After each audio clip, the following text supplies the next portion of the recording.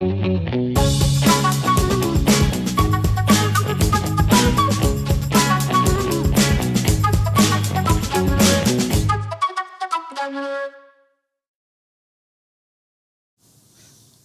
and gentlemen, welcome. Today we are going to commentate the last round of the preliminary stages of the FIDE World Team Championship. Well, you keep coming back, sir. You know, you seem to like the commentary. Well, I'm just kidding. Please welcome Viswanathan. Well, sometimes I think you don't need a presentation. You know, people come here, they watch the broadcast, all this only for you and the players. So you've won so many world championships, but we discussed this. One thing that you're missing is the medal in the team competition. So I think that your fans are still hoping that this will be one of your goals in the near future. But first of all, let's have a look at the highlights. I was part of many Bundesliga. But okay, I understand what they mean. Yes. Right. So let's have a look at the highlights, because we have a special video clip, and then we'll get back to the pairings and the standings.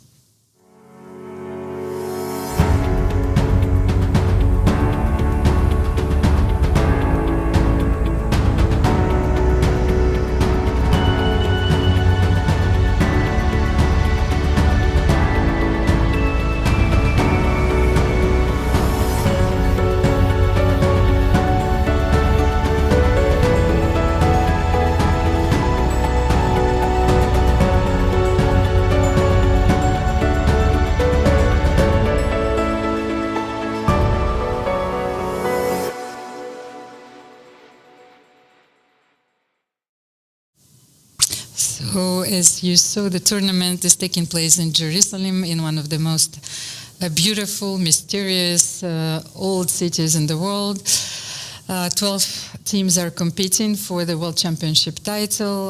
Let's have a look at the pairings first. And yesterday, I think we were discussing, but I was at least too fast to dismiss the American team, because I think theoretically they have a chance. Yes. So we both made that mistake. Yes, we made this mistake, but nevertheless, their group is so tough. But for the moment, let's have a look at the pairings.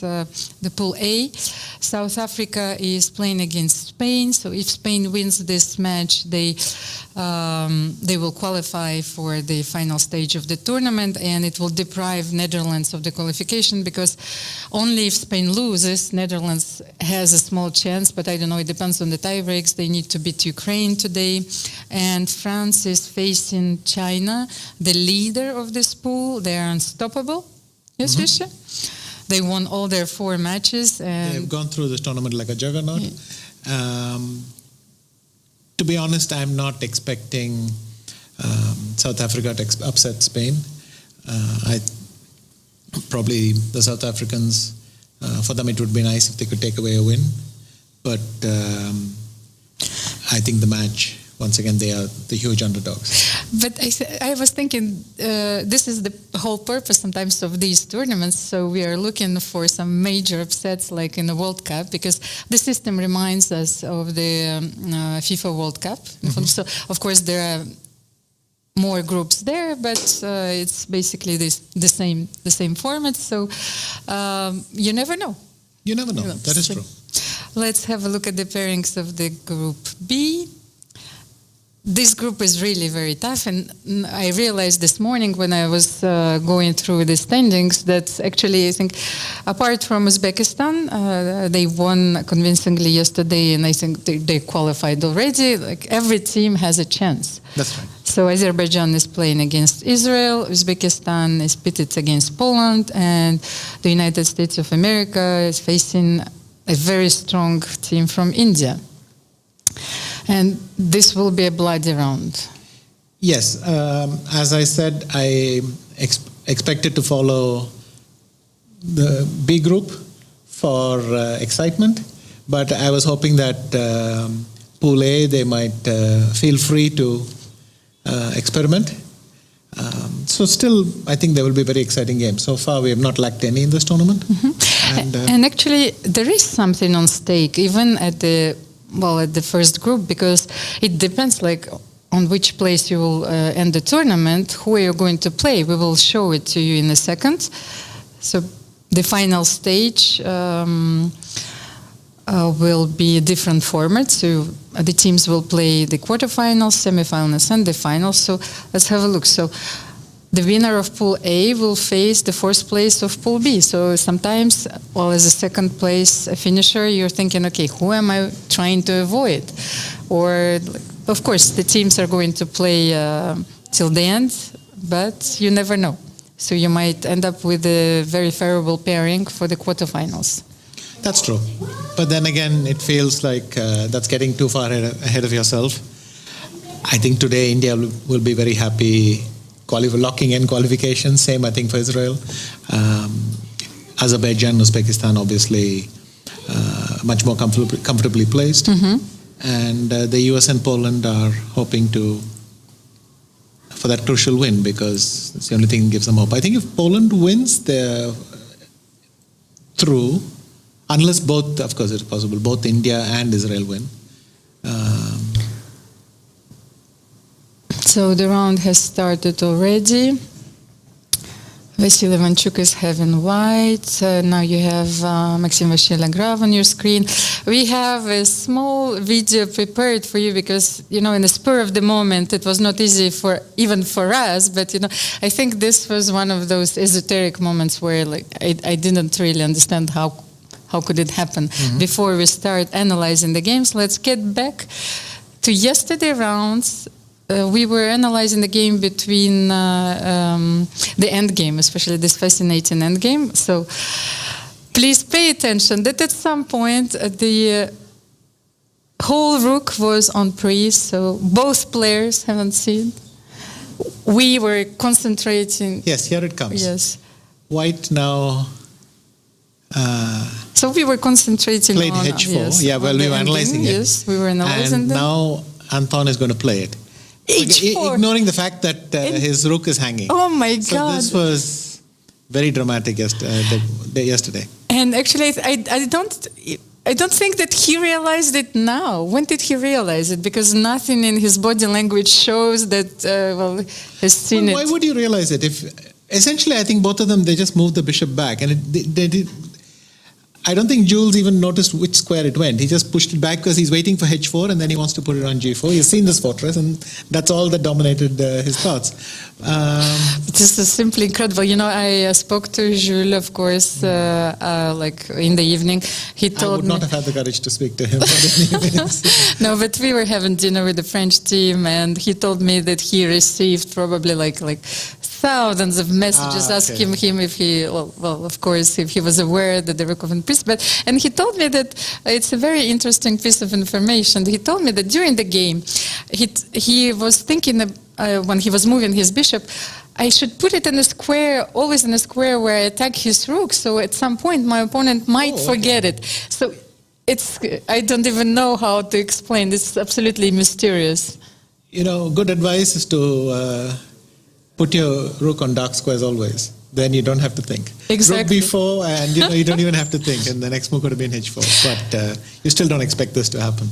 And, actually also a small piece of advice to our viewers. I think to avoid the fork, also the simplest thing is that you put your king and, the rook or the queen on the different color squares. So it's impossible to fork, your pieces.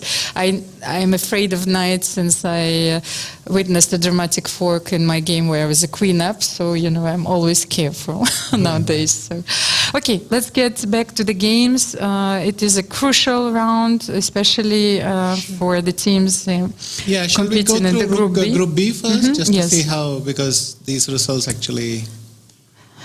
And of course, the team from the United States of America needs to win. It's a must-win situation because that's their only theoretical chance for qualification. Okay, let's start with Azerbaijan-Israel. We can see that Maxim has switched. The opening he played against, he played the Catalan with white against Hans, and now against Shakhriyar he's doing it with black, essentially saying, I know how to do it better than Hans did. But Shakhriyar used a different plan, no? The bishop is on E1 now. Yes, he has gone for this other plan with rook C1 and theory has moved along a bit here. Just in case. But once again, the contours are very clear. White will slowly try to probe on the queen side and keep the Dutch squares, f4 and e5 under control. Black will often try to gain space with g5. The other plans are too slow, but black will try to gain space with g5. It's not easy for black to move any of these pawns because that would weaken them, but on the other hand, in this configuration, they're incredibly solid. This is considered, used to be called the stone wall. Yes. So now you know. I have one question, of course, and very often also a few students of mine ask me, because especially in this setup, you would want to exchange the dark square bishops, and there is a plan for white. Very often you would play b3, a4, bishop a3. Why Shakhriyar went for another setup? First of all, f5 had not occurred then. So bishop exchanging it on a3 or at all was not as strong then, because black has not yet played f5. Now if white exchanged this bishop and this bishop, that is, I think, a serious achievement. It's not the end of the world. Quite a few people have shown that in the Dutch you can let this go and still get, if you get enough counterplay, let's say b6, bishop a6, and you play c5 very fast. Okay. This may not matter as much as once thought. Yes, that was not a classic stone wall, of course. So. But it's not very likely here. And so the bishop on e1 protects this very important pawn on f2, just in case the black pieces will launch an attack, playing g5, f4. Okay, so he's played knight c3. The game is yet to develop. Let's come back a bit later. Let's make sure today we catch all the games. Yes. Oh my, this I was not aware of. You could analyze on my West today. I'm adding a few diagonals to the chessboard just in case if you're missing squares. What is h4? Is he trying to threaten knight g5? What is he trying to do? Maybe he was afraid of g5, g4? Was it possible? That is possible. g5, h5, and g4. But if I play h6, what have you achieved? I'm going to just play g5 after that. He wants to play g3 then, probably. Okay, I can. I'll make the Van der Waal mistake and say, let's say g5. Okay, but I will take it. I can take on b6. No, I will take on f4 first, I think. Oh, without taking. Yes. First of all, that is true. That it keeps the h file closed, which makes it nice. And then, yes, I wanted to go king h2 and rook g1. So this doesn't work so here. If not h4, what if I go bishop g4? Okay, this is a more serious try, I think. Thank you.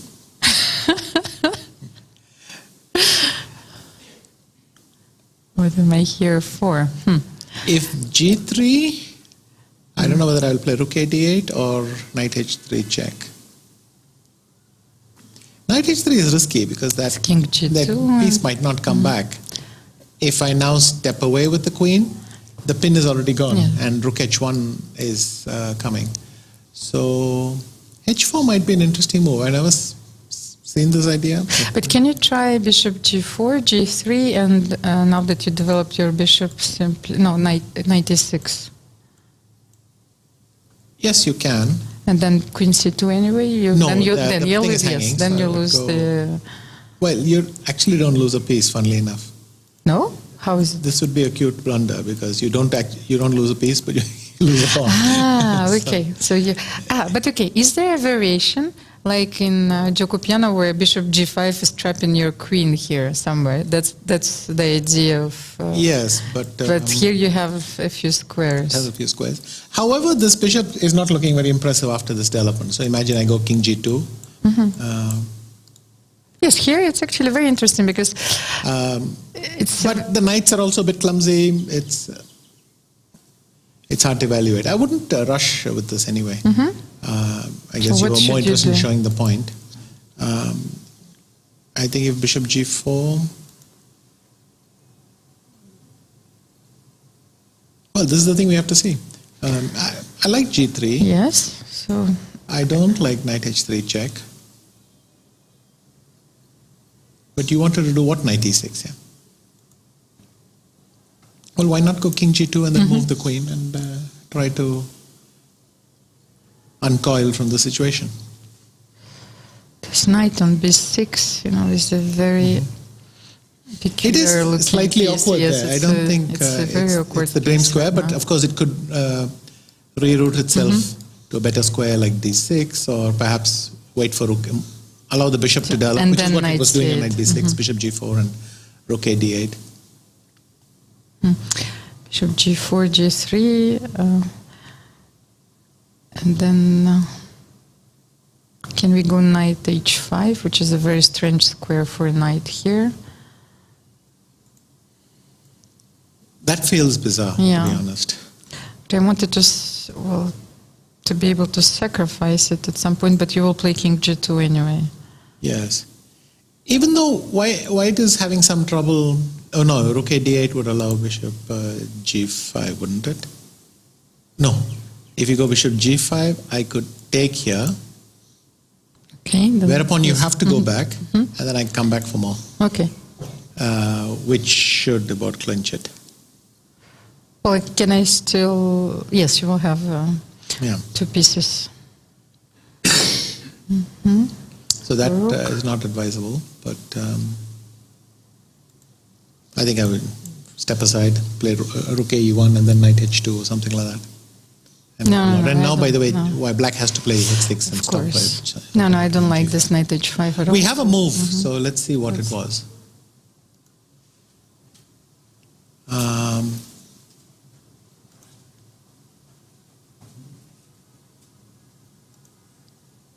They have in fact played bishop g4 and g3, so this is exactly what's happened.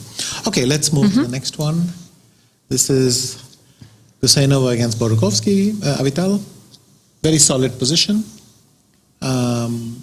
This line is famous for the number of draws it produces. I think maybe once in every 14 or 15 games, white wins one. But otherwise, it's mostly draws. Yes. So theoretical verdict, probably draw. But white players like this because it's a free chance to probe with small advantages.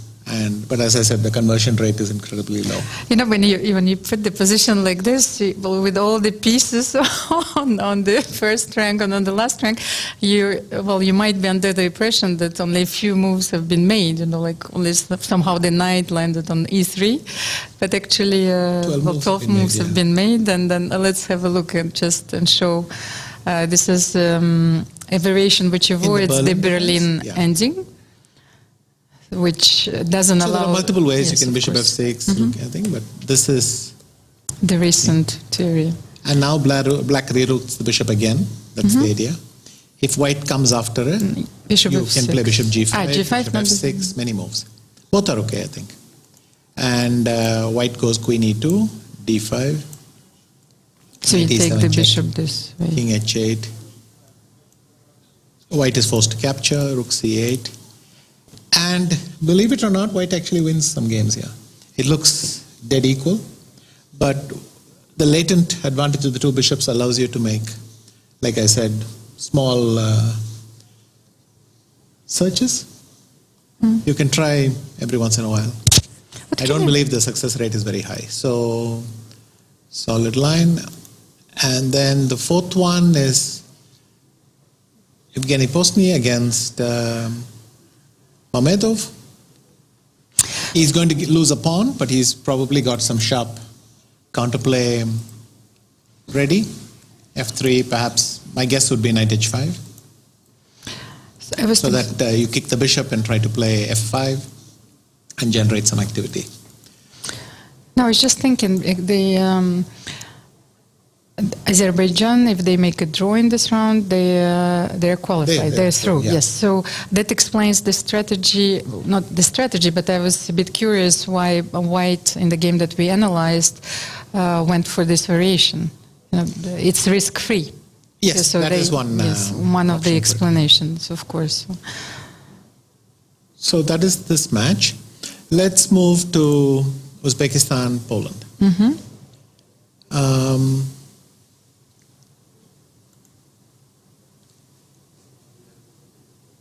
So well-known line here, G3, D3, D6, A3. And then Wojtaszek chose knight B8 to reroute the knight to D7. And also to free this pawn. C5, yes. And C4 happened. So is this a new idea? Or I have not seen it. Yes, I have not seen it as well. Yes, because I was looking. I've analyzed this position a little bit because I like this setup with the knight A3 and ensure the diagonal here for there are your some bishop. possibilities. White could bring his knight here and bring it here,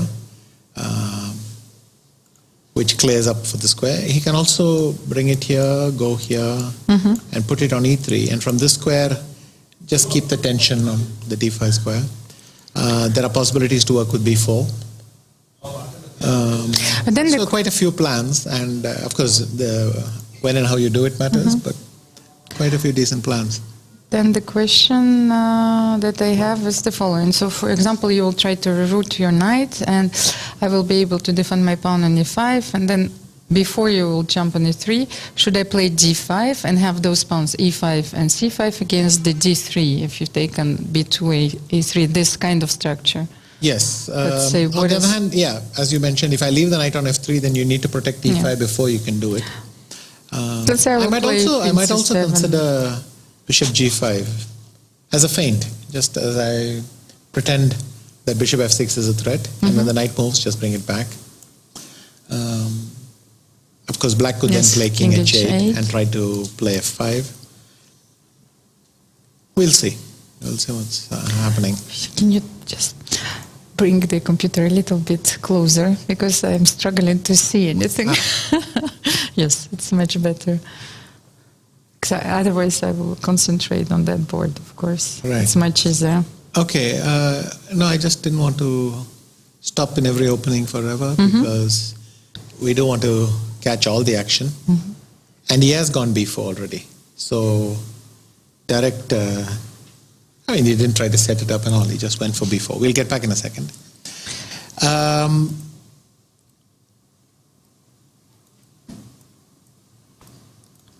I will just... Again, an aggressive sideline. Black is sacrificing a pawn for the initiative in the center. And I don't know, my first reaction would be bishop F3 must be much better for white. What am I missing?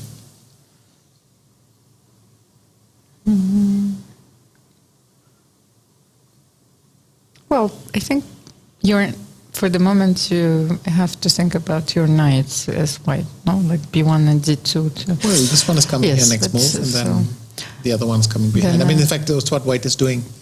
That's why he played knight FD2, so that he's fighting for the square at all costs. Could he have gone knight BD2? No, D3. So that was the problem. So he had to do knight FD2 to give the bishop an extra square. So I guess my question was, could I go bishop D3? But perhaps after bishop F5, you cannot play knight BD2 anyway. So this was the way to do it. Okay. But then, let's say, queen, where can I go? Like in the position after bishop F3? Queen C7. You're going to play bishop F6 anyway? After bishop F3, you're going to go? Just to make a move. Doesn't matter. So you will take, and knight E4. Or bishop D5. I don't know, bishop D5 check and knight E4 or knight E4, but honestly, I don't think it matters very much, but let's do it this way. But no, now the problem is you might try to put pressure on that bishop in front. I might just do it without. Okay, so white's idea is to take on F6 anyway. I just want to white is fighting for the this, square, of course. That's clear. And your next move is also rook E1, if I do not entangle. I don't see too many advantages to just putting off capturing on F6, so I might get it over with at the beginning. Immediately. But maybe rook E1 works. But also what I don't want to happen is that this knight has a chance to escape, that you might be able to play knight D7 or something and capture here. But anyway, let's catch all the games. Yeah, Bartel against Nikbatov. This is a well-known line again. A lot of theory here, but White's advantage is there, but it's not huge. It consists of maintaining the center as long as possible, and it's very interesting. very high drawing margin. But on the other hand, for Black, you never quite fully equalize. White will always have just that little bit of pressure. But I wanted to say that recently we were used to seeing games in Gioco Piano where White expands on the queen side, a4, b4. So that's a very unusual position where Black played well, that's a different a5. line. That's in the a6 line, you're right. Yes. But here, Black has chosen the a5 side line. It's not a6, a5. Okay. It is specifically directed against this. Black has conceded this square, which sometimes the knight comes to occupy that square, or sometimes the bishop goes there and puts pressure. In fact, that's what happened here. White just made a move for nothing. He just literally said, I'll be a tempo down in this, but he got his setup. So this is the a5 line. And what's the fourth game? Yeah. Oh, this is nice.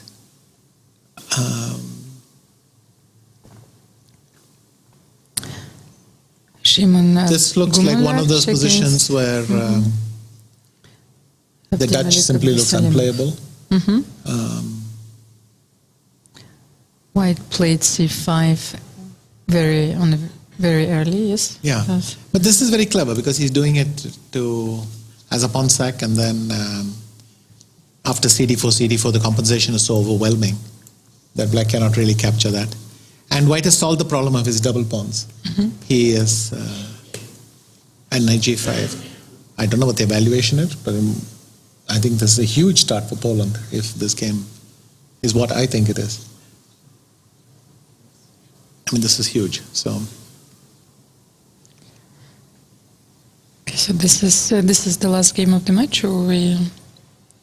I don't know what I'm supposed to do with MVL. Let's have a look.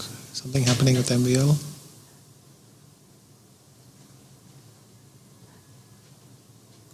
But we haven't seen the Indian team work. Oh, this game is dramatic. Already? Yeah. Let's see how we got there. Thank you. It's a typical idea these days. You just leave the pawn, allow Black to capture it. And Maxim has gone for his usual knight of course. Yes, and here if you take, then I can take, and I think this is the point. This is the point. It's not bishop d8. And if rook takes, then king e7 traps the rook. So maybe bishop d8 is also possible, but I think this is what you're supposed to do. No, bishop d8, c5, and rook d7. No, the king is still the king is still on e8. Yes, so c5 and rook d5 and bring the bishop back. So, and White is going on the queen side. Maxime hits back. Oh, and they just don't stop anymore. g4, dc4, queen c2, queen c7, bishop f6. Because clearly taking here doesn't help. So bishop f6, gh5, e4. Again, open at all costs. H6, c3. I don't like Black's position.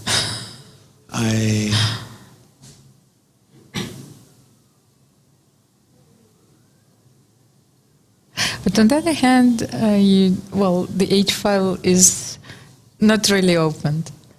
You see, maybe you can find the shelter of course, for your king on h8. So. What are the things I can do? I can play rook g1. Rook g1 simply. first. It's an idea to toss an even g7 somewhere. I can play h5 and basically try to get a second rook on g1 and do something. Quite a few. But if you play h5, can I start with something? Maybe rook a d8 and that kind of thing mm-hmm. starts to work. Now, a very complicated position. I wish we could just stop and analyze this, but we should probably not make the mistake, because today every match has some impact on the... Every game matters. Every game matters. So let's try to force ourselves off this game, but I think we'll keep coming back here. And the Chinese player is on your screen, Lu Shanglei. And he's actually the number 9 on the Chinese list. in classical time control. So and he performs really very well in this tournament. Mm-hmm.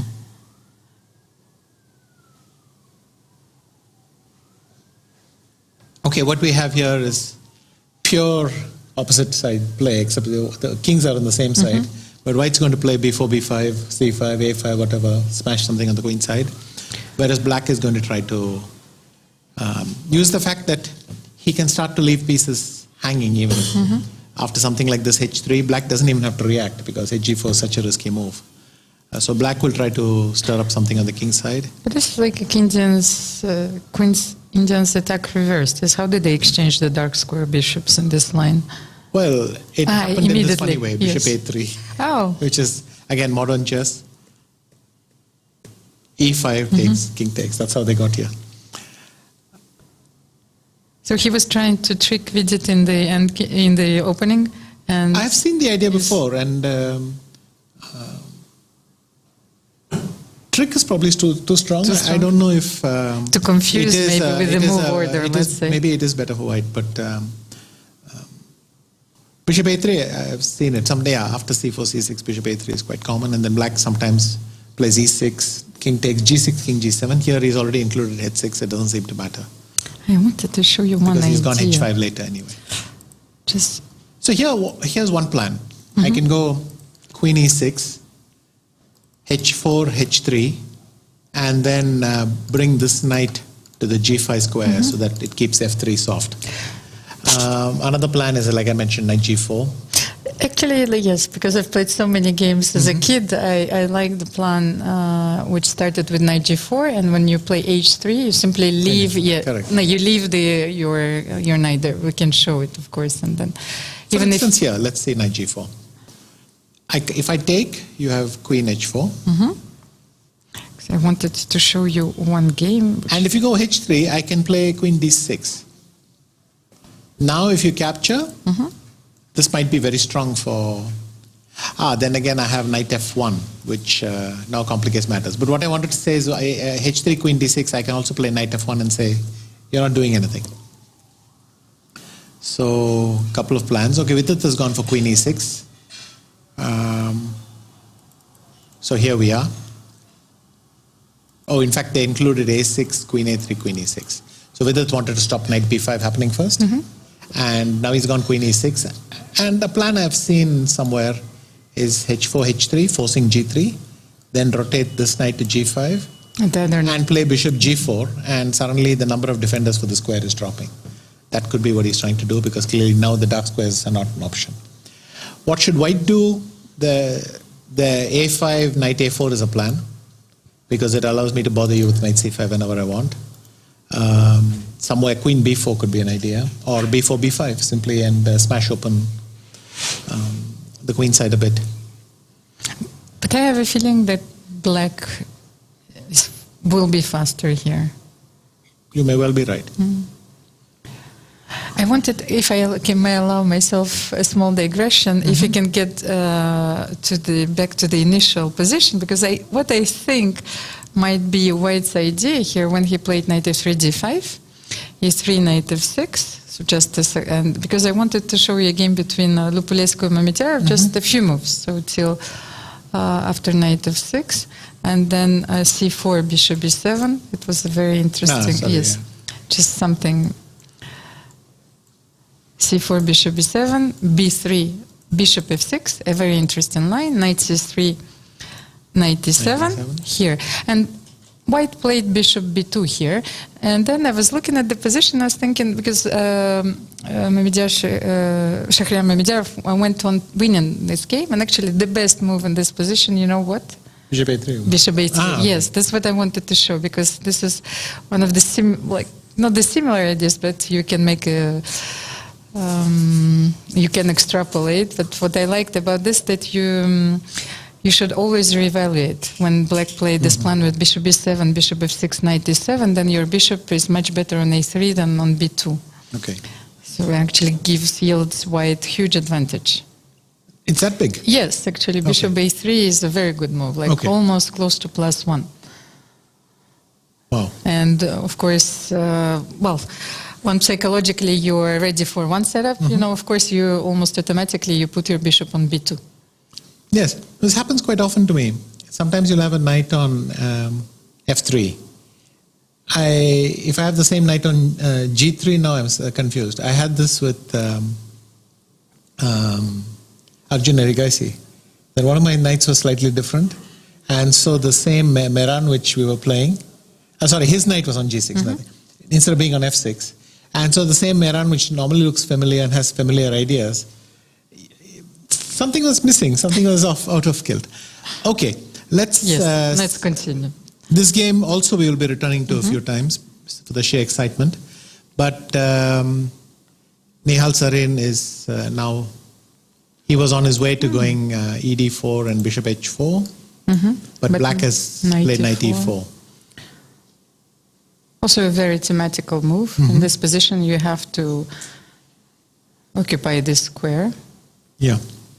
Especially that the white knight cannot jump on e5 here, like in Petrov. There is a battle over the e5 and e4 square. Here you have to go. So what happens if you take and play d5? I don't want to give up this bishop, but... So let me go back. Yes. Sorry, d5. d5, yes, and I think we're both blind today.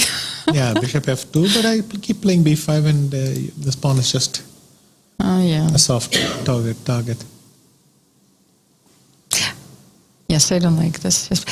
But I think that you've played a few blindfold games today. Yes. Please tell me, because I know that you visited Knesset today, but I was really surprised that you played, was it a simul? A blindfold simul? It was a blindfold simul. How many games? 3 boards. 3 boards. And against? I played Mr. Elkin, I think Mr. Nat, and the name of the third, I'm not able to pronounce correctly, but he is a possible speaker of the parliament. So he's, in fact, he had to run off, so clearly a lot of political stuff happening in the background. And that was the most interesting game. He, after 11 moves, maybe I can show it somewhere. We'll just... yes, if you can. So... How did it start, the game? You need to start with the game. Yeah, how do I get this move back? Which was the first move? I think you need to get to the position where the first move was e4 or d4. What was the first move in the game? You're saying I can't start it? Yes, you have to start with the okay, then e4. This is the perfect game. Knight f3? It wasn't the first. Is there a c4 game somewhere? Or maybe we could set it up later. Yes, we'll set it. We'll set it up later. Anyway, the point was, he had a pawn on e4, and I had a pawn on d3, and he played d5. For a second, I thought he had played e takes d3, queen takes d3, d5. So I was about to play bishop f3 and pin his pawn. But when it's blindfold, you're just including moves mentally, but you cannot verify it. So if I had played bishop f3, he would have just captured the piece with his pawn. So that would have ended up very badly. So how did you verify the position? You had to go through all of the games? What I did was I knew that Mr. Elkin and him had not skipped a move yet. So I knew that they're both in the same number of moves. So then I knew the position with Mr. Elkin. That I knew. So I worked out how many moves had happened on that board. And then I worked out how many moves had happened on this board, and I realized, oh my God, ed3 hasn't happened yet. So then I took on d5 instead. So that was the story. That's the for scenic analysis, yes? Yes. So, of the crime scene. Okay, so now I understand. That's right. So I had to find a game where I knew the position, use that to determine how many moves had been made, come back here, and then figure out how many moves had been made, and then realize, has he played ed3 or not? And so that's how we got that. And how much time did it... Well, it didn't matter too much, because what would happen is I would announce my moves on 3 boards, and then Emil would start on his 3 boards. And so while he was doing his 3 boards, I could work this out slowly. But anyway, there were no clocks. It was not like this was a difficult thing. So we avoided the catastrophe, diplomatic catastrophe. No, No, not a diplomatic catastrophe. I think just a very happy Israeli person. I think he would have been very happy with this gift. Do you know that Israeli President Herzog also plays chess, and they implemented a very successful chess for every child. You know, there's taught chess in school, and it reminded me of my childhood. You know, where chess has been introduced in school and has been taught in Moldova almost everywhere, and of course now in France we have a partnership between the French Chess Federation and the Minister of the Education. So Okay. chess is taught almost everywhere. Okay, this one looks equal to me. So we'll move on to... But if you cannot take on e4, then I will play bishop f6, and what do? You might get worse. Or you should take on e4, take on c6, and play this. That might not work so easily, because if I take on c6, you have queen d4 check. And Bishop f2, queen d3, and you try to draw this, but I don't think he will do this. I'm curious if knight e4 is a novelty. Could you have a look? yes, I could. Yeah. If I can see something. Okay, just a second. So this is also targeting Nihal's preparation. Are you responsible for this line? Tell me. No, I'm not. If there is a hole in this line. Has his own repertoire. Though we have worked together on one or two occasions. But oh wow, there's stuff happening here. Let's see what's happened. So Yes. queen a3, queen e6. Now he's gone bishop f1. So with it lunged forward, attacked with g5, f3, rook e8, capture, fe4. So they've reached this position. How would I evaluate it? I think you don't want to play cd5, because then I could play bishop c4 and your queen has to go to some awkward square and I go rook f1. Perhaps this is quite reasonable for me. So what should it be doing? Maybe you should just take it. Bishop d2. Okay, some action there. Yes. This one we saw. I will be here. Bishop c1 and 6.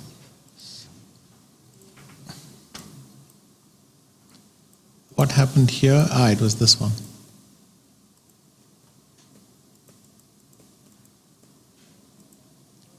This looks like it should be pleasant for white, because he's getting this e4 thing here. Black captured and went queen b6. Bishop c1. My hunch is white is better. Black has his trumps, but white is better. Perhaps black should already consider f5. Not as an extreme measure, but it sort of shuts things down a bit on this side. I know he started with bishop e1 first. Sorry, just Yeah.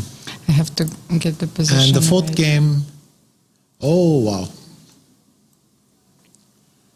So Sethuraman's scotch has been met by this move. It looks like white had a sort of clamp down here, but black has done this. By the way, this is a common resource in the knight off, but typically there the bishop is on e7, so there's a pin. Let's see what the idea was. It's probably fg5, knight g4, and white has to respond to this move.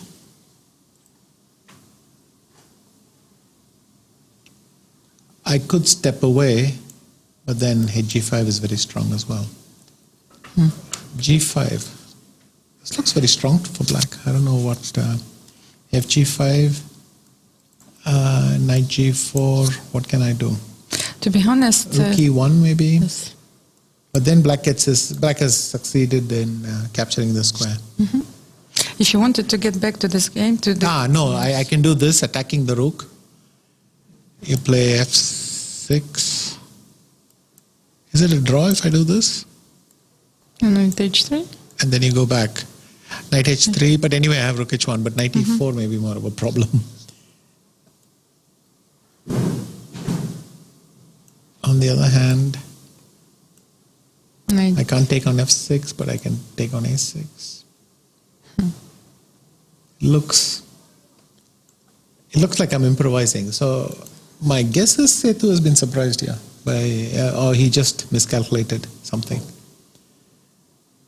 This looks nice for black to me. So, Vishy, if you wanted to get back to Nihal's game, actually the only game at the high level was played between Ruslan Ponomarev and Mustafa Yilmaz, and so knight c6. They were knight 92. And knight c2, right. Yes. So you see, no one took on d4, so maybe it was an improvisation as well.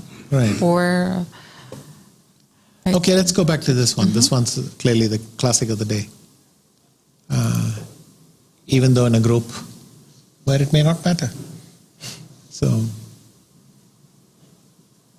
maybe it matters for the pairings. For example, if they finish second. But how do they know who's qualifying? No, they don't know. But no. Yeah. But then I mean, you're assuming the team that finishes fourth is worse than the team that finishes. Yes, that's but I think the that's a bit of a assumption. stretch. Yes, of course. But what I think they're just playing chess because China doesn't. The Chinese team doesn't need to do anything to finish first. I think even if they were solid on all boards, they'd finish. So the fact that we have such an interesting game suggests that they're also having fun. But also, I was thinking if Maxim voluntarily goes for this position, he might be in his home analysis as well.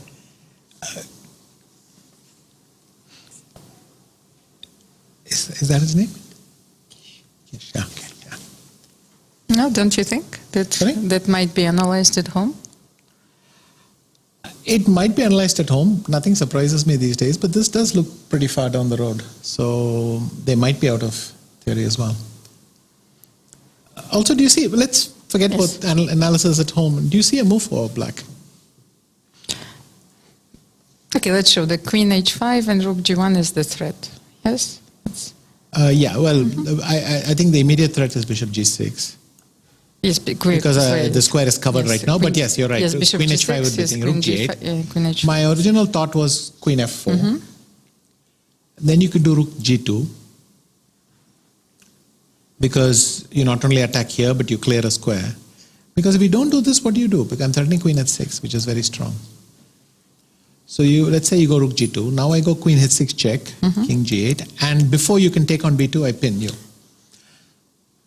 And it looks like you're in trouble.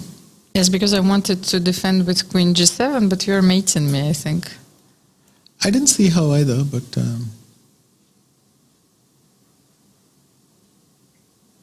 First of all, what do you do? Yes. I'm winning very simply like this. I think I just go bishop c2. But why don't you start with bishop h7? Or bishop h7, but then you come king f7. No, before. Oh, you still go queen f7. Even no, if you play bishop h7 check... what do you do here? King f8. Because simply king f8. You take, I take now. It's been, So, rook g2, queen g2. So bishop h7 here. I don't really see why. But queen f7, king h5. No, it is true. It saves me a bishop move. I now come here, so I'm threatening this check.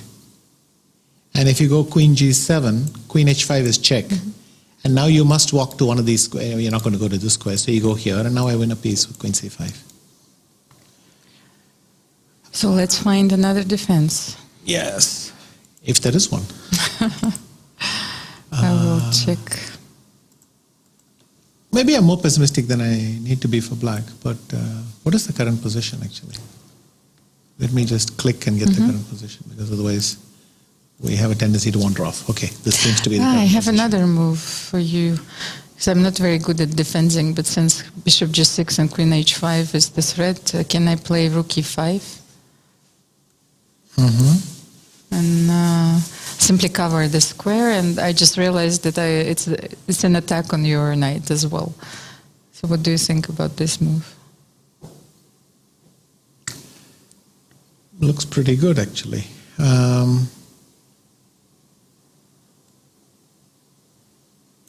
What was his previous move?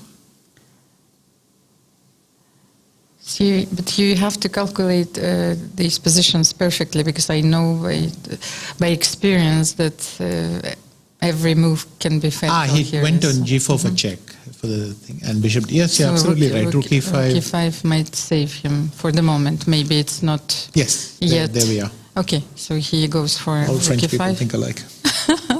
Well, I played a game of some table tennis with them yesterday. Mm-hmm. They were in good spirits, and actually I lost against Maxim yesterday because I was thinking, okay, I should take on not on the most valuable player, but the one I could possibly beat, and it's the most clumsy one is Maxim Shelagraf, but he still beat me. So, okay, I will train more. Are you sure he's not going to watch this broadcast later? Well, I know him for such a long time, because we have been filming a documentary together, and we have some bowling sessions which are legendary, so you might want to see it. Sure. Perhaps just knight b3, though now white's attack seems to have slowed down considerably, and black can maybe just play cb2. Because even after bishop g6, I don't have access to the yes, square, right? You can take on b2 here, of course. Mm-hmm. It's hard whether you want to take it or not, but I think my next move is knight d5 with the aim of coming to c3 with check, so it's not like I've saved white. What else could he do after rook e5? Could he queen b4? Doesn't really make sense. I could go knight c4. Yes, maybe you should exchange these knights. But it gets okay. If I do this and then I go rook c5, are you completely safe? I mean, if you're wandering off the... But no, I have rook b5 there. Where do you go? Yes, exactly. So I don't... No, I was about to say that what other way to support d4 is there? I mean c4. In fact, I could do this, but then you just have b5. Mm-hmm. So you would have to go here.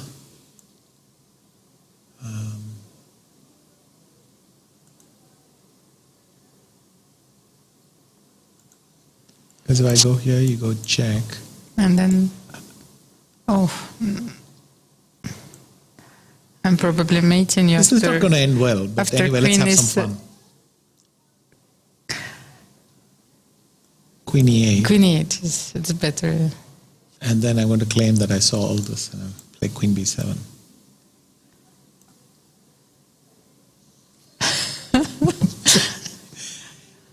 Do I have the right to call you an old fox? Because you have so much experience that...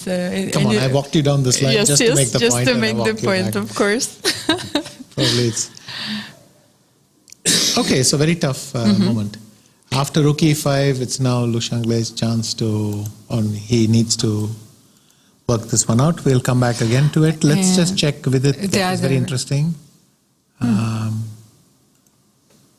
But did we have a look at the other boards, or we're just skipping them? I just wanted to see how French are doing. Yeah. It's a tough match. Jules is got some sort of Sicilian. In fact, it is a knight off. He's a pawn up here, but black is Gomula. This fourth board has gone. That's it. That's what it signs, isn't it? Another Dutch bites the dust.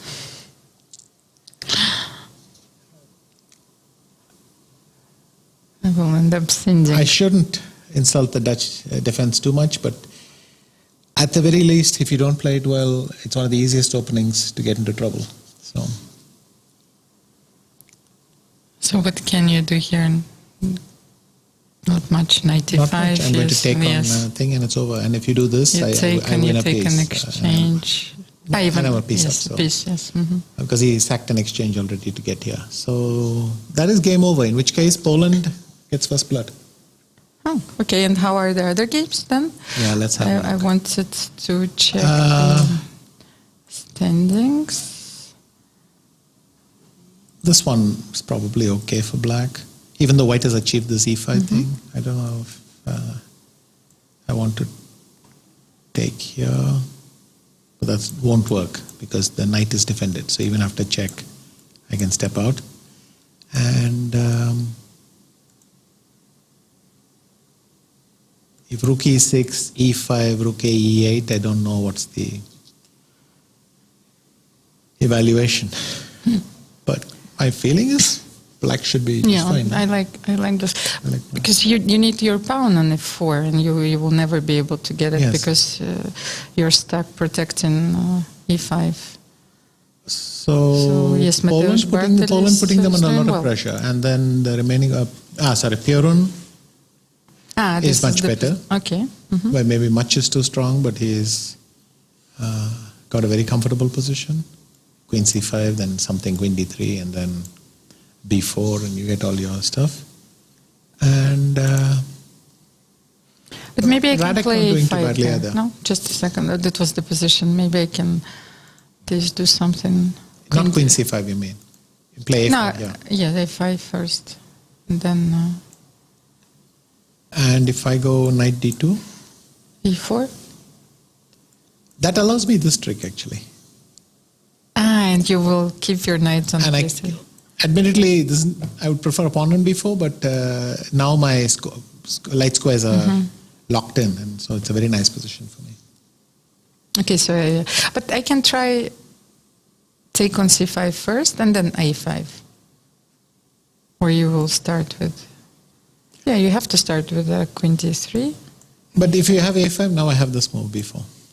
Even here, yes, you have this move.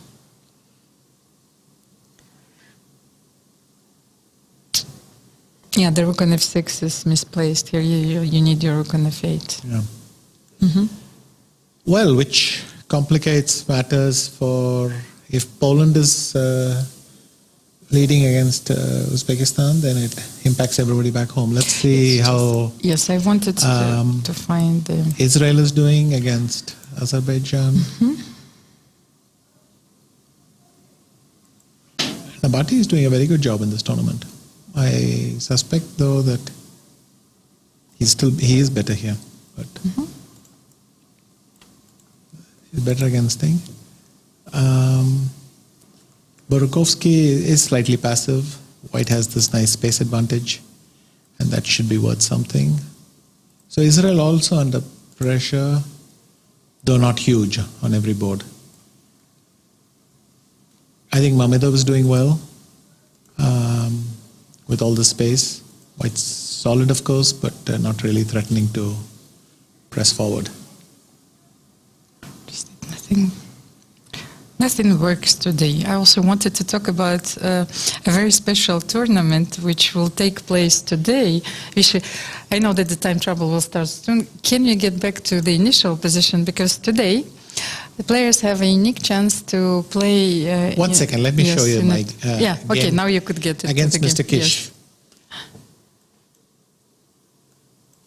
So I did this in blindfold. Okay. He went b6. I went knight c3, so bishop b7. You went for a conversion, yes, with white. I had no idea what I was doing. I just thought I should not, because all of them seem to know their way around chess, so I thought I should play some sideline and just wait. He went c5, knight f5, g6, knight g3, bishop g7, bishop e2, castles. He went rook e8. And here you played d3. And I thought, I've stopped d5 because of bishop f3. And he then played d5. And suddenly, as I said, I wanted to play bishop f3 and pin as everything. And then I had this vague feeling, did I hear e takes d3 or not? Because they announced the moves, right? And I couldn't remember hearing e takes d3. And in which case, I wasn't sure what the position was. I think this, what I did was winning as well. So I just take here. And if he does this, then queen takes d3. And bishop f3. And if knight d5, then bishop f3. And this was the game, and he lost. But it would have been a bit of a shock if I had played bishop f3 and he had taken. But more to the point, I was thinking afterwards in the car, what happens after knight takes d5? If knight takes d5, now I play e d3. and this works out nicely. Ah, okay. It's a Of nice course, intimate but, zone. you cannot play bishop f3 If I anymore. go with this knight, then he plays f5. Now again, it's a bit awkward. Knight d5, queen d5, and I cannot come back because this is coming.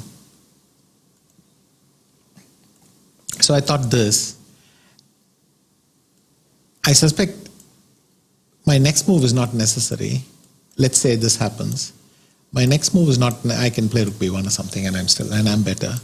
But I was calculating queen b3 check and then realized queen d5 saves it for black. So, and then I found the right idea, which is not knight, knight c4, I think is the correct way. f5. Now, initially I rejected this because of knight d2, f4, and I thought he has good compensation, but I play queen b3. Okay. And now if he captures, I capture. Take with the pawn and... So I'm getting that back. If he steps away, then I come knight c3, and I'm still a pawn up. Anyway, that was my blindfold game today. Yes, but before, just keep the initial position, because today there is a very interesting tournament. I was thinking, you can play it, because it's called the Dudakov Cup. So, that's right. Yeah. Yes, and if you're in Jerusalem, I invite you to enter the tournament, because it's one of the most interesting tournaments that I've seen recently. So the format is the following: each opponent will play 2 games, also against each other. If you're paired, it's a blitz of 10+5, but you can only play the openings which are given to you. And so the first, what he played or something like that. Yes, so what he played. So first, of course, just e4, e5, f4. If we can show it on the board, like if we can have. I need a board where with e4, e4. e5 have. Yes, okay. f4. So you play with both colors. That's it. Just then the. Okay. Yes, then the Albin counter gambit. You have d4, d5, c4, e5. That's right. Yes. When I heard all this, I thought this is the Morozevich tournament. Well, because he has the same opening repertoire. But. Okay, let's show this. The Albin counter gambit. You need a d4. Once again. So d4, d5, c4, e5. And this is the Albin? Yes. So then you have Blumenfeld counter gambit, d4, knight f6, c4, c5, d5, e6, knight f3, d5. Yeah, knight f3, c5, d5, b5. This is the Blumenfeld, yes. Yes, and the last one also you have the Chernak Sicilian, e4, c5, b3. I love those lines. So here it is. Starts tonight, and even the participants of the World Team Championship are invited to play. So maybe see you there. Okay, let's get back. Where were we? Okay, once again, let's go back to Maxime. What's happening? I guess both sides have everything under control now. So knight c4 probably, bishop c4 and rook. Check. Check. Bring it out and then d6 check, rook f6, something like this, which looks pretty drawn. But can I play for more, or I can bishop f6? Of course, it's what happened in this? Not a very convincing try, but something is wrong. What happened here? Do you want me to check, like, what is the game right now? One sec, I'll just see this. No, of course he's gone c4, c2 check and rook c5. That is embarrassing. We'd seen this tactic before. And but if I go b3, no, it's not losing material. I go b3. If you take, I take with the pawn. But maybe knight d5 and black has full compensation for everything. I mean, I can even play bishop e4 and it's a draw if I want. But why don't you take a pawn? Check and I come back. Which one? On f3. Or it's not enough. Here. Rook f3. Yeah, once again, let me just make sure that that is the correct position. Yeah, rook c5. So I would have to play b3, right? There is simply no alternative.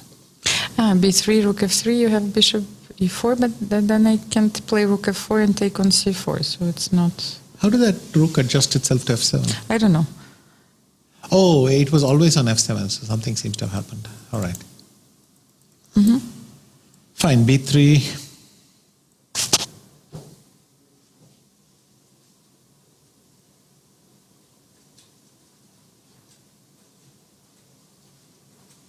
Is b3 forced? No, I can't No, really check, go yes. right. Rook And b4 then, check, yeah.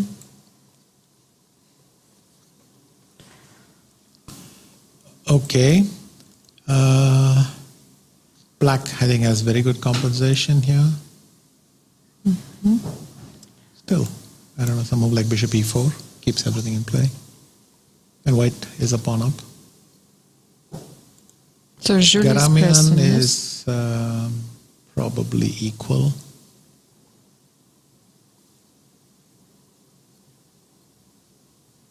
Maybe even slightly in his favor. And black is better here. Yeah, because, I thought that pawn black is structure. better. And because black has the option to put his rook in c4. some square where white cannot capture because of the protected pass pawn. Can he save it, or it's really very difficult? Yeah. What do you think? I don't see any easy way to hold? I mean, it is unpleasant. I don't see how white is going to get out of it. Okay, Gumulats is winning easily. Not rook e8, but knight d7. I guess he can play knight rook e8 next move also. I didn't like queen d3, but perhaps a3 is what he intends. Okay, for A. And Purun, again, like a broken record, but I will repeat that white is better. I played b4, and it must be better. I don't know if he wants to play a5. But whatever it is, my bishop, the superiority of my bishop versus his knight is just... Now this is a very pleasant position. Indeed. So Poland is doing really well. They're 1 point ahead, and they're pressing on every board. So let's say I have the standings in front of me. Poland needs to win, and if they win, beat Uzbekistan is 6, but they will be on 5 points, and then they're qualified automatically or not? That isn't clear because that isn't clear. Poland would have beaten Uzbekistan, but Israel and India still have their matches in their hands. But Poland would have a chance because they would either tie with Azerbaijan or with Israel if India won. So there's no scenario where because Azerbaijan is playing Israel. So if Poland wins, it has a very good chance to qualify. Because I was looking at tie breaks, and at the end of this round, we were there will be no tie breaks, no playoffs. But it'll just go by yes, of course, by match points, then game points, then Sonnenberger, and then everything also. Oh, Shakhriyar has sacrificed a piece, but he's going to play on the fact that this bishop is lost on its way home. So, but like now I can play bishop b4, you will play c5? Yes, I will go c5. I think I have to. But then the thing is, how is this bishop going to get back home?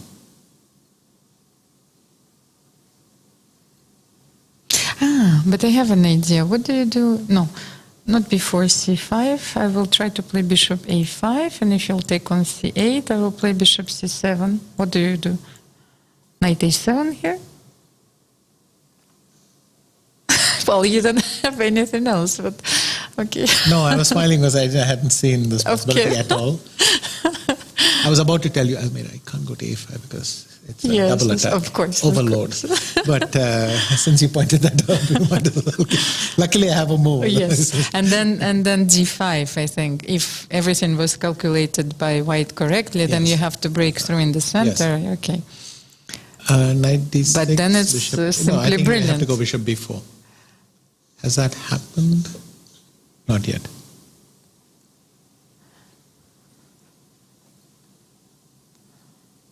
Knight d6, okay.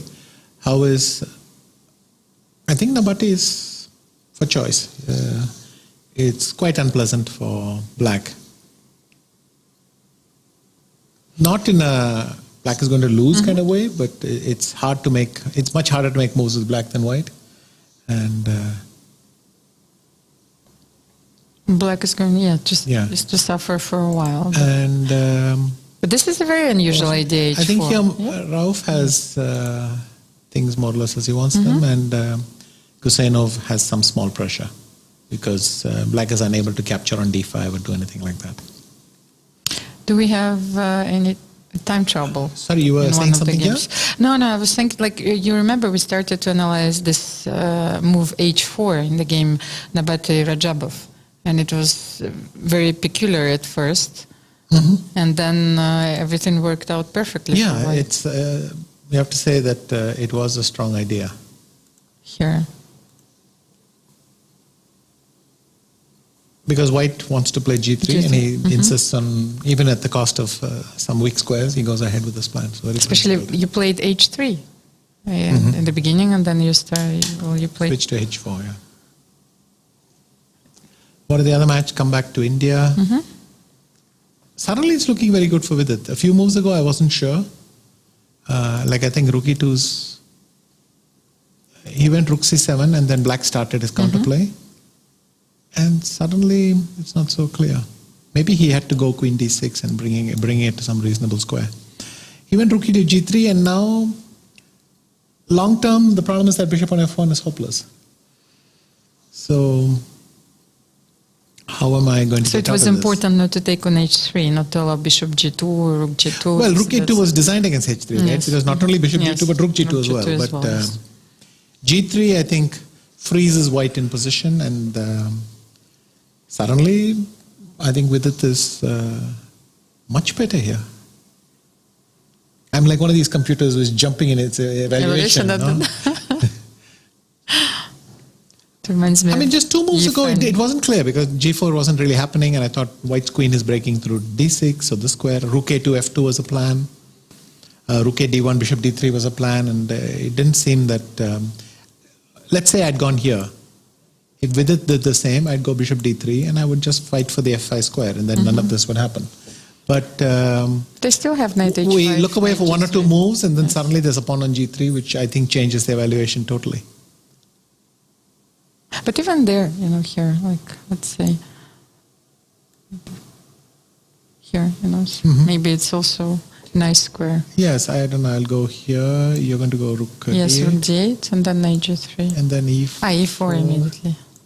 Go knight g... no, you have to play No, f6. you have rook g5. Yes, and I have e5 and so on. Yeah. Unless I will have to play knight or maybe e4. you will play d4.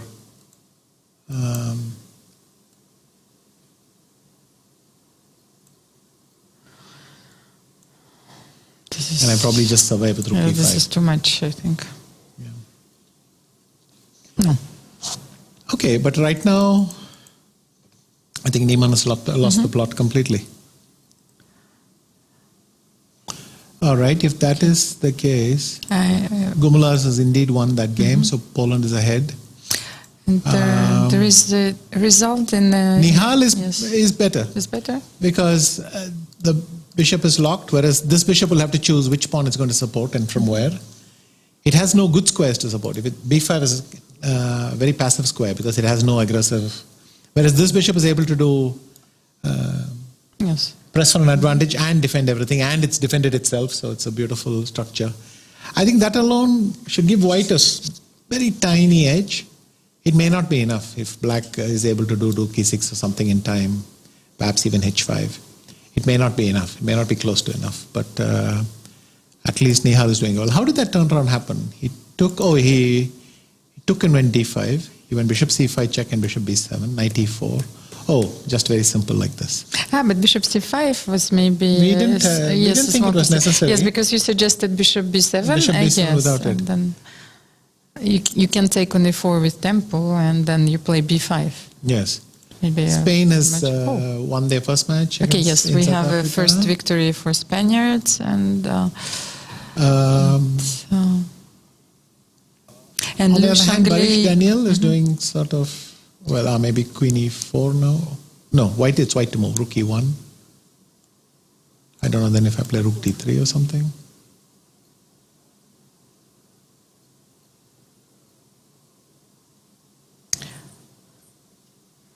Well, I still have queen c1, but I don't know, I'm holding on a thread. Yeah, I mean, I need to stir up some counterplay.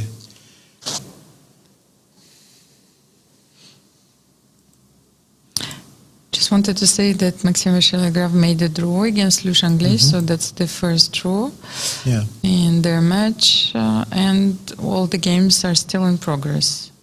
Okay, now let's see how the rest of we haven't seen Ukraine against Netherlands, at least a little bit.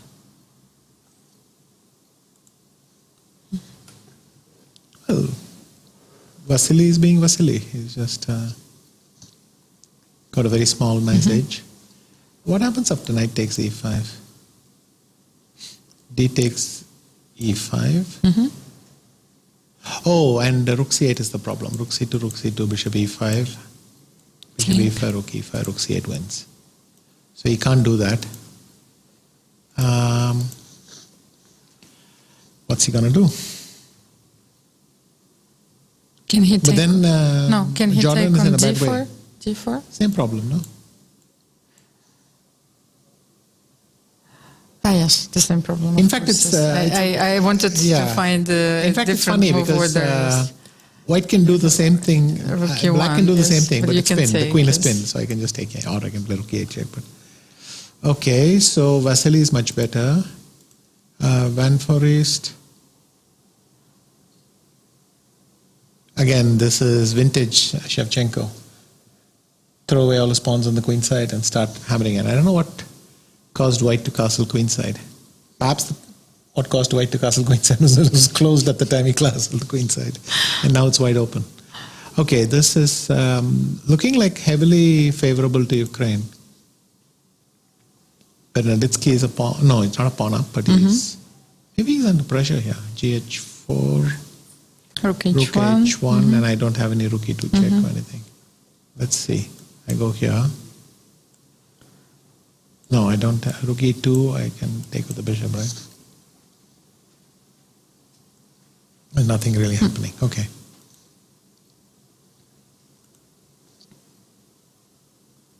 Can you bring your rook to g6? But your rook on a8 is hanging, so it doesn't work as well. No, white is... Oh, this has happened. Oh, he's going to play queen g5. Queen g5? I get it. He's going to play queen g5 and attack on d2. So white has no choice but to maybe take.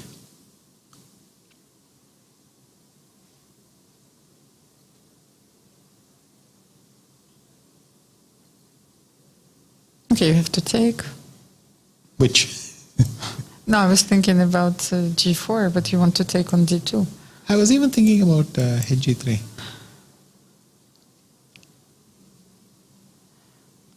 So, yeah. Bishop b6. What do we have there? Rook e6, and then when you go, rook a2? Hopefully something strong, but maybe I don't have a knockout blow here.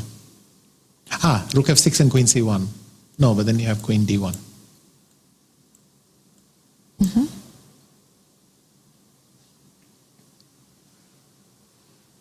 So rook h1, maybe it's holding. So the match is under control. For Ukraine, For Ukraine, yes. Shakhriyar, okay, has ended up an exchange down, but I think this is very nice for white. White is only playing for 2 results, in my opinion. Yes. So. Okay, but how did they go? They went for this variation with bishop c7, but there was another move, rook e8. Yes. It's a very beautiful line. I like knight a7 and d5. Because I can sack it on c6 for 2 pawns, but I can also play d5 like you suggested and undermine the b5 square. Interesting. But rook a8 is even stronger if you have to play bishop b8 and then knight d6. Queen e7. Yes, you see, this is the difference. Knight takes b7, knight b6, and then this one. And this was important because had he gone knight c5, then queen b4 and queen a1 check, and then maybe rook a8. Perhaps that's what bothered him. Or is there something else? Knight a5, what else can I do? Maybe he missed this line, and then there was this positional exchange sacrifice, like Tigran Petrosyan, you know. Yeah. Lagarde has lost. He lost already? Lagarde, yeah, lost okay. already. Okay, I actually could not see a defense here. I mean, he seems to have done it very, very fast, but even I thought a rook sitting on c4 is like... So the French team has a real problem on the fourth board. And the players... Black has... performing poorly in this tournament. Well, Jules is a pawn up, but he's going to have to be very careful because things can go horribly wrong. Okay, Radek lost, and very fast as well. So that turned around fast. Okay, Radek lost already. Okay, we have a few... Because he got his pieces. Why did he open everything? The match is tied for the moment, 1-1. And what is happening on the second board?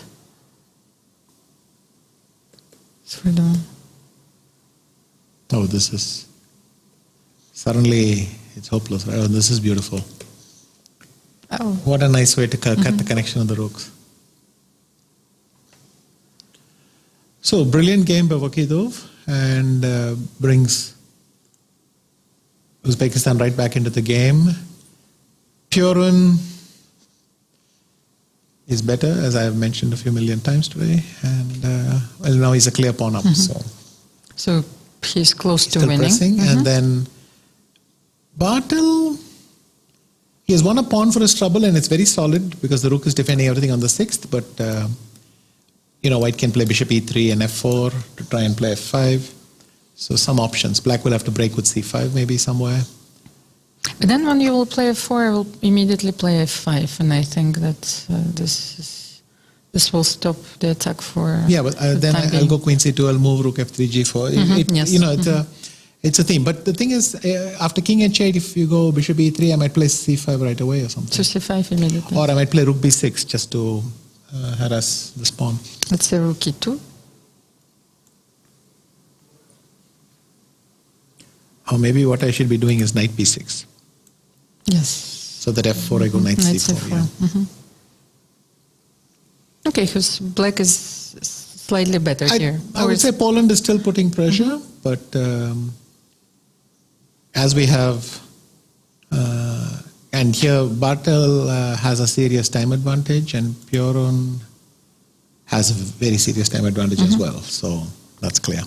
Trying to have a look if there is a serious time trouble in one of the games, so we should follow it is winning. closely. This is game over.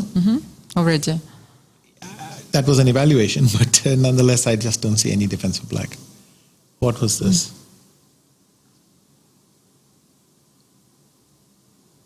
And once again, this pawn on g3 means not only is white in danger of getting mated, but he's going to lose every rook ending as well, because his king is stuck on the back rank. So, which is very good news for India, because if we win it, as we say, we depend on ourselves, right? Instead of course, having to sit and wonder what happens in every other match. And it will continues to be better, and he will torture him, and when he runs out of time, he'll blitz him.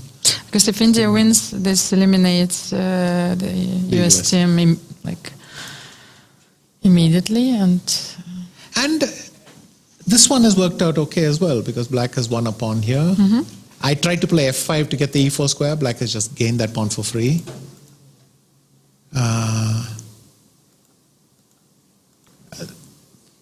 Isn't black just winning? Knight bd5, anything after that, b4, queen d8, h4, so many plans I can have, or rook a8. This must be lovely for black. And Sethuraman is doing okay. It's, I don't think he's worse. But there is this f4 pawn, which is slightly... That's what I wanted to say. I don't feel that he's worse, but there is a slight chance that he might get worse, because those are the endings when you exchange the pair of bishops, and then much easier to play for black. Reminds me of a story of Adorian and Karpov Timon tells us with great pleasure. So Adorian and Karpov once playing a game. Adorian was better the whole game. Then he lost. So afterwards he offered a draw to Karpov, and Karpov turned him down. So he was very angry afterwards. He said, "How could you turn down my draw offer? Don't you agree that I'm better here?" And Karpov said, "Yes, you're better here, but you will soon be worse." So, right. Well, world champions, they all have their such a je ne sais quoi. Yeah, je ne sais quoi, or this spirit. They're by right they're better. Yes, I like the story a lot. By right they're better, and but that was the story that I wanted to tell you, because of course I couldn't sleep, so I watched one of the Seinfeld's episodes, one of the oldest ones. So it was just a completely absurd scene on the plane where Elaine is having a fight with her boyfriend, and sometimes when she doesn't talk to him, she talks to her neighbor, which is a very soft speaking, but somebody if I say doesn't have very strong personality, gentleman, so he's sitting there, she's waking him up. So at some point she calls Seinfeld and says, "Okay, this is a nightmare trip, I'm quarreling all the time, and I'm talking to vegetable lasagna, who is who is the neighbor, I don't know even who is he, because she calls him, and suddenly he wakes up and he says, "But my name is Magnus." And I was like, it's completely, absurd situation. And I was thinking about Magnus. So it's not the same person. The French have a love of farce. So. Yeah. Yes, so we're doing well on 2 boards at least, maybe even a third. 2.5 boards and Setu under a little bit of pressure. So at the moment, looking quite reasonable for India. But what happens if French, they lose their match? They're still qualified, yes? If Netherlands, they lose their match? Yes. Okay, so it doesn't really matter. Because the match is looking very bad for them. It's 2-1 for China, and the only game which is left is Jules. Suddenly, now I don't like Nabati's position very much. Because Temur can sack a piece in time trouble. It's not it has nothing to do with the position, but Temur can play knight f4 check, and for that reason alone, I would no longer evaluate this as better for white. A later rook g8 coming. I mean, this is a man who spent his life in the King's Indian looking for chances like this, in the Sveshnikov, in the thing. Always it's this sudden counterplay in a passive position. He's at so many positions where he can't move a single muscle, but his opponent at some point tries to force a breakthrough and then gets caught. But here it's not even a sacrifice, because you can, after g takes f, you have that as well, f, of course. So you win. I think this is looking really, he's no longer better, which means, and Rothstein is not better by any, after d5, ed5. In fact, I think Mahmoud is probably much better now. I can take on f5. Or play knight f4 or something, or cd5. Just every move is better. So the Azaris suddenly back with a vengeance. And Avital has solved his problems in this game. We're not following it too closely, but I thought there was a slight advantage. And Rauf is much better. So this is... suddenly has turned violently for Azerbaijan. Yeah, there's such a turn of events. What I wanted to point out also in Temur's game, what I liked, I just saw the position. Can you get back just for a second? I just always have this thought. I love this move, bishop c8. Here, because after knight f3, bishop c8, and then he brings the He's rook, trying to get some relief with exchanging some rooks and so on. Okay, so let's get back to our... Neiman has already resigned, so that one went thing. But there are 2 decisive games already? No. Only one. I think Akobian is in considerable trouble, because he'll either have to allow f3, f takes g2. So let's say queen c1, but then I can even play queen f5. But if he plays f3 to stop this, then black plays knight d5, knight e6 and has every... Or knight d5, knight knight e3. e3, yes. But I mean h4, knight e6 and is doing well again. So India might win both its black games even, which is...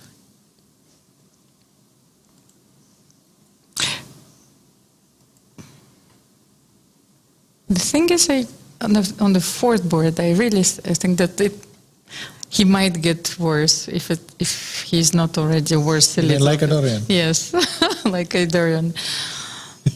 Yes. This. No, very this subtle is feeling, seriously yes, unpleasant. but, Seriously it's very unpleasant, I agree. I mean, I can go rook h3, you'll play h5, and then how do I get out of this mess? No, so this is unpleasant for...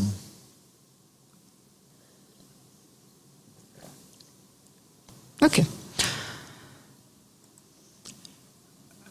And Spain is, well, Solomon has lost. Won, yes.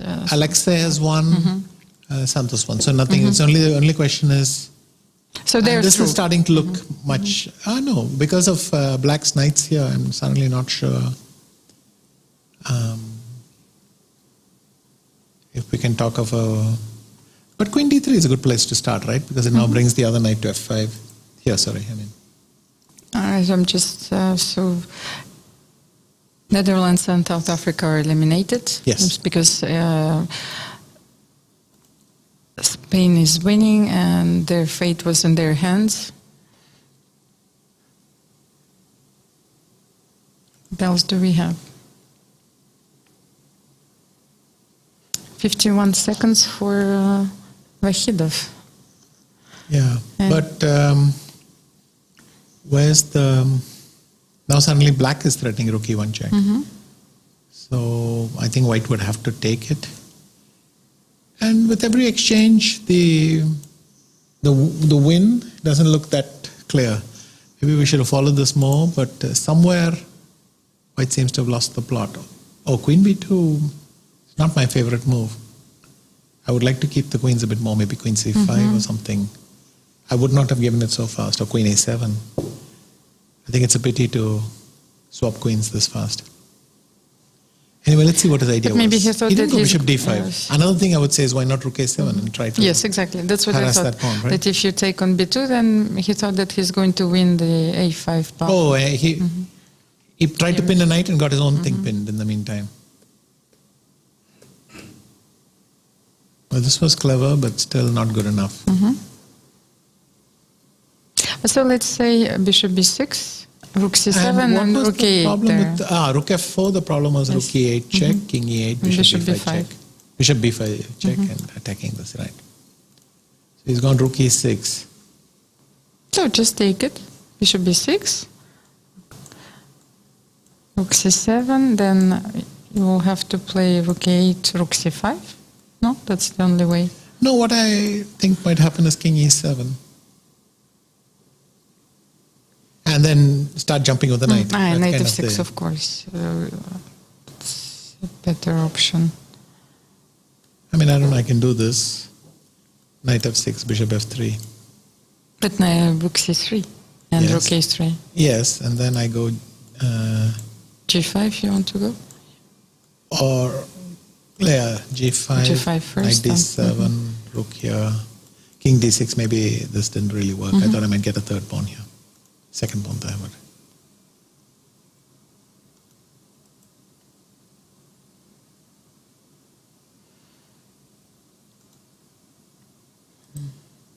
And this was also careless to play rook c. I mean, if a4, it must be so winning. But anyway, we've all had bad technical days. Thinking who is going to qualify in the group B? If Poland loses, then it's clear. Yeah, but Poland is still pressing. Yes, they might I think win the match. Bartel has also... Something went wrong here as well. Oh, rook e3, and this is clever. Queen f7, queen e2, and the rook threatens to come here. And so after this, That pawn there is gone. Now I think white is out of any danger here. So suddenly those Uzbeks have turned everything around. I mean, showing why they're so strong in this format, right? Maybe we should follow like one crucial game. Let's say. Tell me which game is crucial. Let's say Pure Vahida for Nigmatov Bartel, because this will decide the qualification. Yes. Okay, so he's gone F5, G5.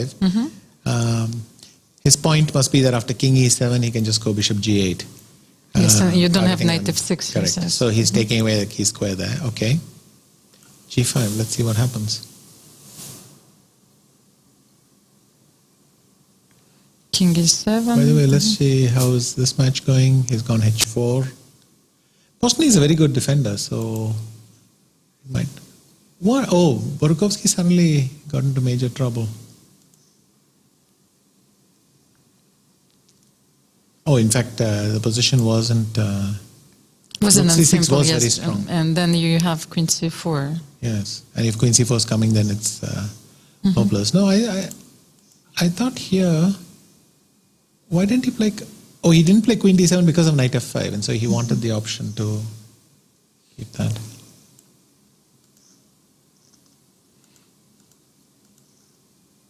$18 seconds. Maybe Knight E8 would have been enough for equal. No, then Queen E4, right? Wait a minute. Queen E4, I have Rook D8. Yes. So maybe this would have actually saved the game still. But yeah, let's watch this one closely because we have our cameras. Okay, 18 seconds. Yes, 18 seconds for black, and the Knight G7 was played. So he wants to activate his knight. So Bishop takes H7. Let's go with that. What is the problem? He goes Knight E6. Bishop G6. Knight here, and he's going to win this pawn somehow. Bishop F5, Rook C5. C5, and Bishop B4, Knight H3, yes? That's his plan. Maybe we should show it, of course, also for our spectators' sake.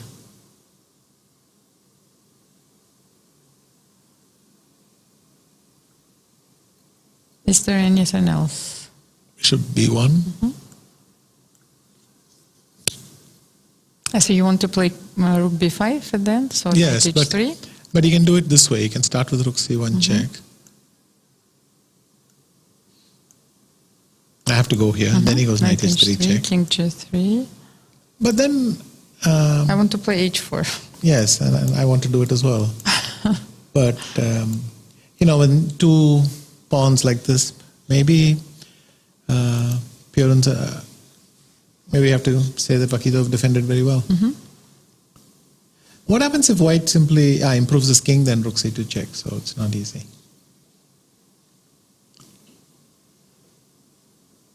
And if I play Rook B5 here, what do you do?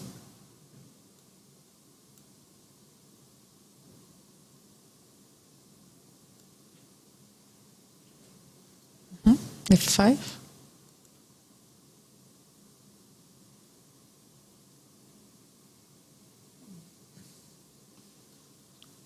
Gf5. So can I take on H7 here? Okay, so I check. So King F2. Check. But maybe this you're winning. If I take this, I can keep checking. No, but if Rook C3? Yeah. So how do I get out? I go King E3. And if Rook takes H2, then Bishop takes F5 and you don't have Rook H3 at the end, so maybe this is a nice. Yes, and now the could be knight is kind of dominated. Yeah. Could be winning. But it's very hard. I think in these positions you always have this feeling that you're losing control.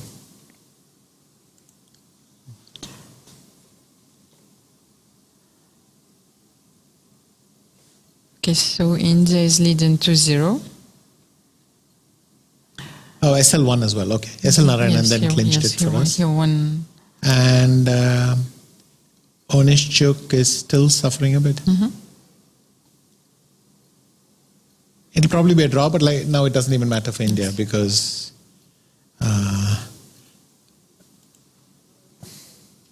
The draw will clinch I the think this victory in one this match. is looking much better now, because now it's passive, of course, but it's not good. The question is how to get this rook out from h3, but it's only a matter of time. So quite dramatic for India, but I think we made it. This will also be a dramatic match for the hosting team, because if they lose this match, I think they missed their qualification. Yes, and no, they had to. If Wait, Poland what is wins. wrong? If Poland Yes, wins, if Poland yes. If Poland wins, wins, yes. yeah.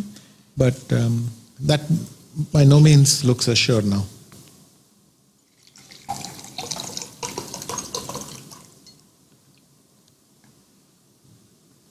Nihal seemed to be doing something. Let's see what happened. Yeah.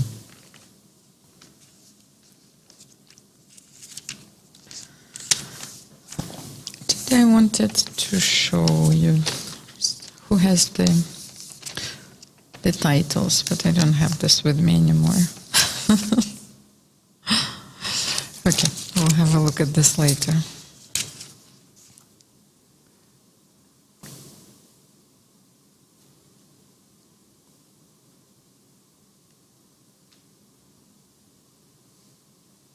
And this stare, have you seen this? Which day? Nihal just stared, like there was a second where he was observing his opponent. Okay, so king h7. Obvious question, what happens after rook b7? King h6. So that's the only thing you can do here. Yeah. No, I was wondering if, but I cannot shift the bishop now. Maybe I can go king e2 and bishop. But it's true, pushing it back to h7 doesn't really solve anything. Yes.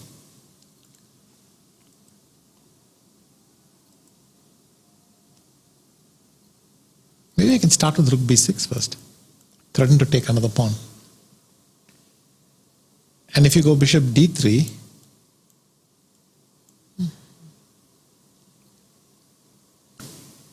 I wanted to say rook d6, but you have bishop e2 actually.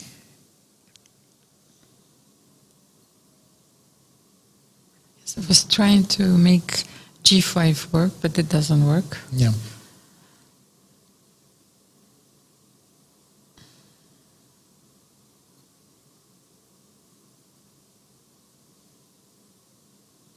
Can you make a move like king e3 here first?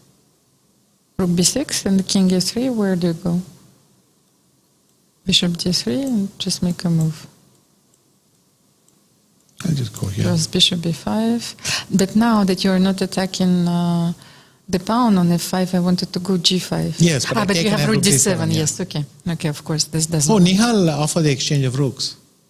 But went he back knows rook that it secures the victory Yes. in their match, so it's very important. Yes. Bishop d1 and it's a forced draw. So it's the, or maybe even, no, g6 is not necessary.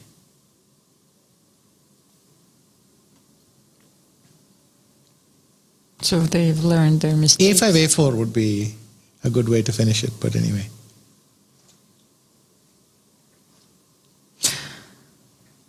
So a very important win for Indian India. team, which will qualify for the final stage of this tournament. It will be very interesting to see what will be the pairings. You know, when we will know all the qualifying teams, who is playing who. Yes. What did you deserve at the end of the stage? Shakhriyar won, Gusena won, so Israel is out. Israel is out as well. Israel is out. Unless Poland draws, in which case there is still if Poland draws, then they only catch up to Israel. Okay. So still a little bit of drama with Israel and Poland. So if I don't know who has the draws, better tiebreak though. The tie breaks. Israel has... Israel will lose by 2 points. Yes, because... But maybe the difference is too big, yeah? I don't know, like... and it's not like Poland is going to... Poland Israel, will only draw the match. For the moment, is better on the third tie break, but and fourth tie break. So it depends. Yeah.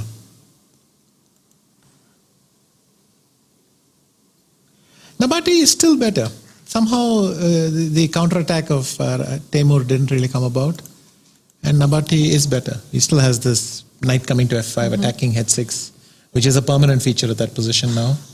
And I create a pass pawn on the queen side. Oh, okay. So you might take on d4, play knight a5, but in which order? We need to bring. Yes, that's one thing. But why First don't a5, I start with yes. a5? Mm-hmm. What can I do here? I have to take.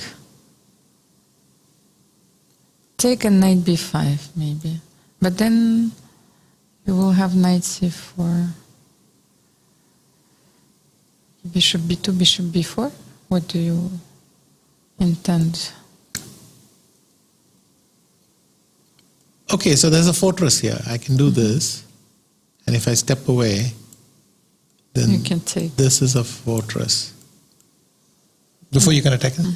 And then the reason it's a fortress is Knight a6. Even if the king comes close, it has no entry squares. All these squares are blocked. So that is one fortress for him, which means that a5 is not as mind-bogglingly obvious as I thought. Maybe here it's a bit premature. Well, he's gone for that, and it's a draw. And he's blundered into this one, and now it's a draw. Okay, so then... No, it's not a draw, excuse me. Bishop a3 is there. It's a crucial move. Because if you go here, then I have bishop d6. And I'm winning. Okay. And otherwise I'm going to f8 and I'm winning. But in our so line, in fact, Rajabov wasn't... but in our line, the Nabati king was brings on g7. Or it was not... Well, when the bishop was on d2, it didn't matter. Yes. But on b2, it matters, yeah. So he went bishop b2. Also, I played king g7. Anyway, it doesn't matter. I was trying to just show that position. So now knight a6 and bishop f8 and bye-bye. So he's winning. There's probably still a fortress coming. He's gone knight a6, bishop f8. So he's going to go king e6. Bishop takes f8. He's going to play f6. Bishop g7. King f7. But now I'm going to go bishop h8. I'm going to sack that pawn, come back, and he's going to win. Yeah, f6. And now bishop h8. No, not this. That is a blunder. Oh, he'll get the same thing from this side. Yeah, okay. That was a blunder because bishop g7, h8 was over. But no, blunder is the wrong word. But I'll play bishop d6. Then I'll play bishop e7. Then I'll play h6, h7. The same idea and it wins, yeah. But what happened on the last board? Is it over? Let me have a look. Oh, I lost track completely. It doesn't even matter for Israel anymore. So Nabati will win, but they're still 1 point behind. So Israel is going to lose this match. And Rajabov resigns. And Postny drew, but that doesn't help. So do we have a few games left? Let's say Jules against Jules Musser against Zhangyu. Poland has drawn. So Poland has caught up with Israel, and so there is still a tiebreak to be resolved. So we don't have tiebreaks, but we have... well, we have the tiebreaks before this round. We have by points rather than by a Armageddon or a tiebreaker. They will be completely different after this round, so we'll have to wait. Yeah, so Spain clinches for... wait, how did Ivanchuk lose this? Vasily lost it. No. He won the queen, yes, in the variation that we analyzed, and then he lost the game?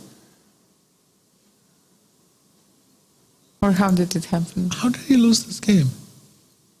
He played knight b8. Okay, but please tell me how you can lose this position. My God.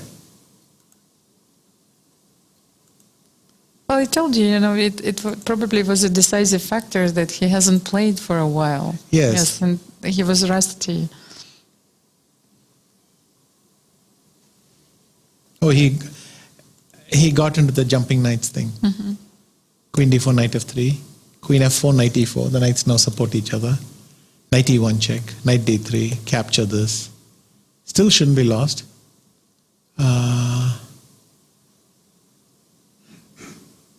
But suddenly tricks abound everywhere. And rook d1. And you can see another cheapo coming into the play. So that's how he lost. Okay, but Shevchenko won and 2 draws, so the Netherlands only drew. And I think that is not enough to change anything, so it didn't matter in the end. So we have one last game, I think, Vishy, there, in France-China. Okay, India, this is a draw, but with 13 seconds, Black is going to play for a while. And here. Jules. Oh, what an unusual position once again. He's winning, yes. It's beautiful what he's done. So F7, F8 is, and you can stop him. So F7, C7, F8, C8. That ought to do the trick. In fact, it's quite important that in theoretical races, it doesn't matter, I can play F8 and win because the knight has this fork. So if I do this, knight F8, the fact that it's a check is also important because I queen faster. But of course, king takes F8 is more than enough. So yes, so that's going to be over. He's gone to H8 for this reason.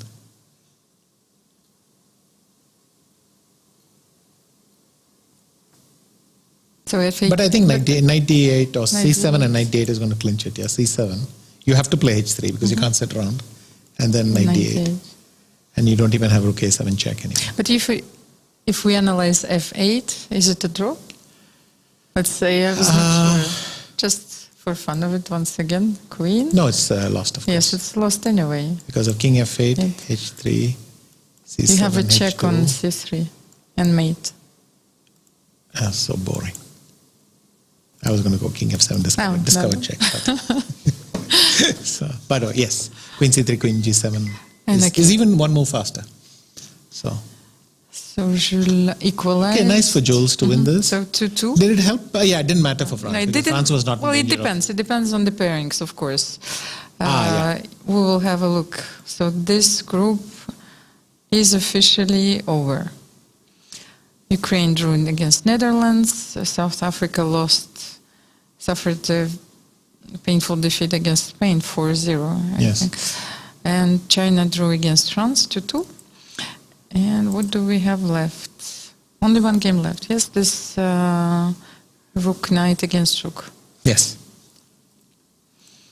Uzbekistan drew against Poland. Famously, Judith Polgar lost to Gary here. There must be one or two other things, but most of the time it's a fairly simple draw. In fact, it's a draw if you don't panic and don't try to be clever. Usually just just doing nothing should hold it. But when your king is on the edge of the board, there are a few positions which you might lose, because I remember I lost a position when my king was at the edge. It is possible, but actually Black's winning plan is quite difficult, I think, because at some point the rook has to support the knight quite actively, and then you use that to keep the white king in the corner. But here I think king F5. There are a few strong positions I remember, but I think I've done getting to the center everything wrong. Yes, so of course. So yeah, and they have stopped. That's a draw. So India clinch as well. India is through. So Poland and Israel. It depends on Azerbaijan and India are through. And we need Israel-Poland. Yes, we need to know which one. To know which one. Which team has better tiebreaks.